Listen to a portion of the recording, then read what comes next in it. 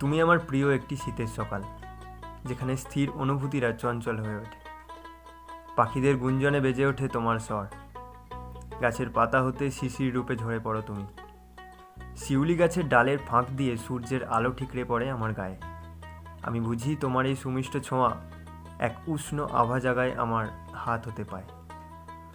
চায়ের পেয়ালায় চুমুক দিলেই বোধহয় তোমার উষ্ণ ঠোঁট স্পর্শ করলাম, আর ভেসে এলো তোমার দুই মায়া ভরা চোখ, যা সুগভীর, শান্ত ও বড়ই রহস্যময়।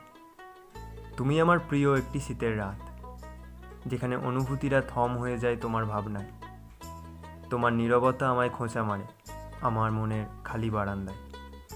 ঝিঝিরা মনের সুখে গান গেয়ে বেড়ায় ভিটের চারপাশে, সেখানেও তোমায় ভাবি। শ্রাবস্তি নগরীর কারুকার্য করা তোমার মুখ ভেসে ওঠে জ্যোৎস্নার আলো মাখা জলে। গভীর রাতে ট্রেনের হুইসেলের শব্দ ঘুম ভাঙিয়ে দিয়ে নির্দেশ দেয় তোমাকে মনে করার। দীর্ঘশ্বাস ছেড়ে ফের মেতে উঠি তোমাতে।